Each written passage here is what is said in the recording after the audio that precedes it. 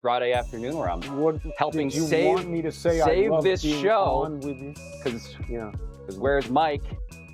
You got me. All right, let's take it from the top one more time if we could. Welcome to PTI, boys and girls. Wilbon has the day off, so I am joined by our great friend and the host of the podcast, Pablo Torre Finds Out, Mr. Pablo Torre.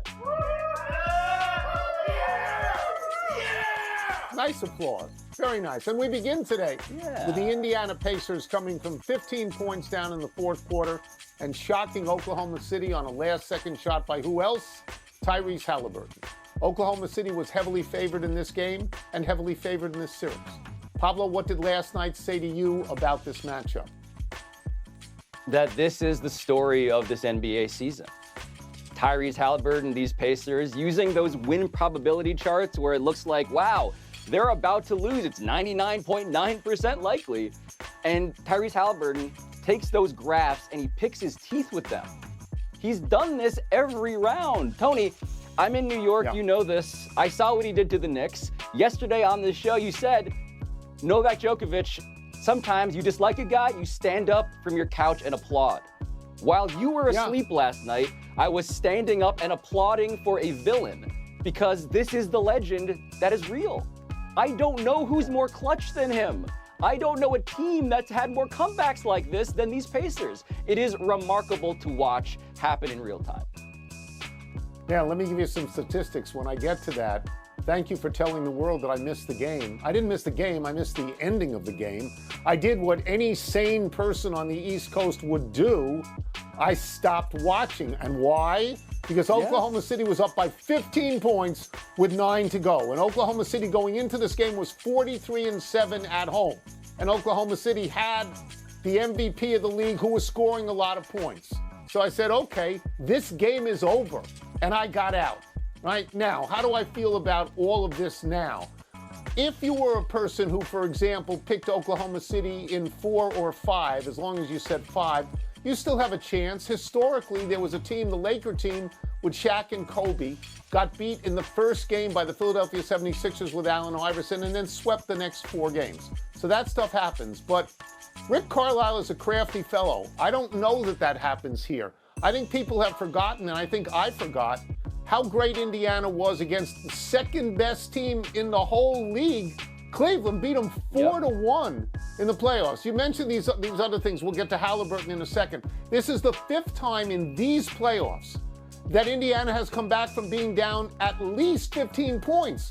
5 times in these playoffs, not 3 years, these playoffs. And Tyrese Halliburton is 6 of 7 in these playoffs when he is taking either a shot to tie or go ahead in the last 90 seconds, which is pretty good for the most overrated player in the league, right? And again, those people who voted him that should stand up and say, I'm an idiot, because look at what he's doing. He is, I think it's fair to say, he is on the verge of becoming legendary.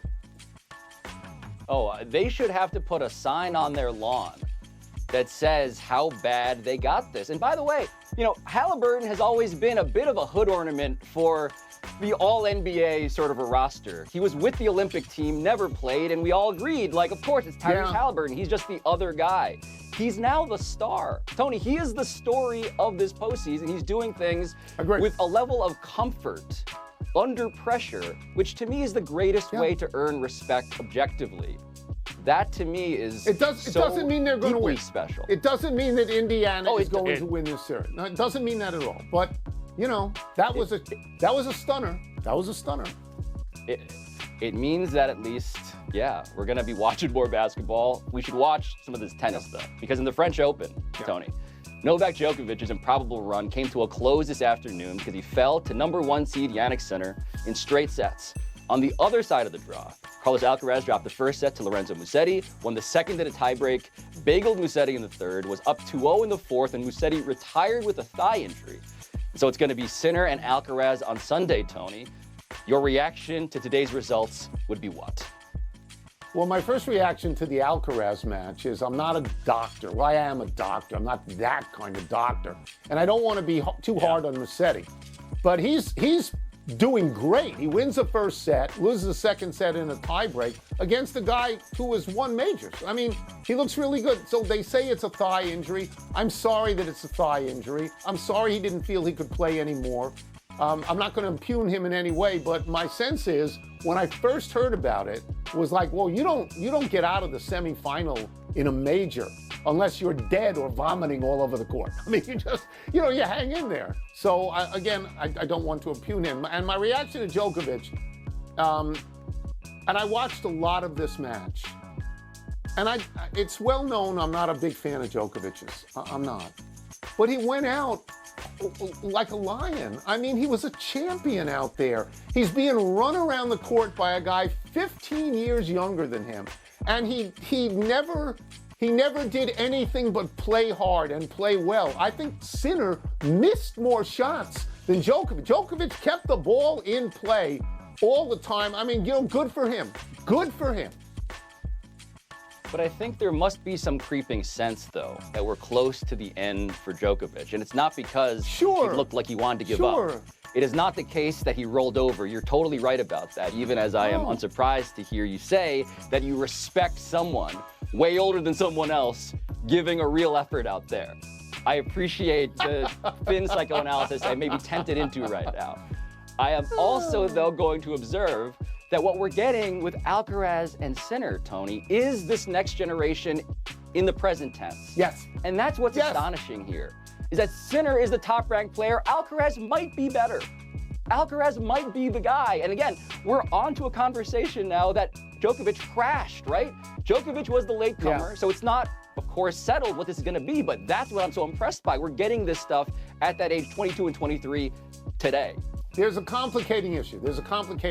And that is the drug test on Sinner and the suspension of Sinner for having had a masking agent at one point. And a lot of people in tennis, go, well, what is going on here? And I think that's out there. The other thing is, did you see his outfit today? He looked like somebody dressed him from the Little Rascals from 70 years ago. Like, what? What was that outfit? That was weird. But he's really a good player. He's really a good player. Let's move to the College Softball World Series, where last night, Texas Tech evened the series to 1-1 with a winner-take-all game tonight. Texas Tech lost game one when their great pitcher, Nigel Kennedy, couldn't execute an intentional walk, and the Texas batter hit what was intended to be ball four for a two-run go-ahead hit. Last night, Kennedy was back on the mound, got a strikeout to end it at 4-3 with a tying Texas run on third. When asked if Kennedy would pitch again tonight, Texas Tech coach Jerry Glasgow said, and I'm quoting here, on one condition, if she's breathing, unquote. Pablo, do you like Kennedy and Texas Tech's chances tonight? You like them? I love those chances. I love that quote. It reminds me of what Mike D'Antoni said during Linsanity, if I may refer back to my own journalism here. I'm going to ride him like he's friggin' Secretariat. That is what you do when someone is on a hot streak like this. And the irony of the hot streak, of course, is that the only reason it seems that they lost game one was because she's so good at pitching that she didn't know how to throw ball four intentionally.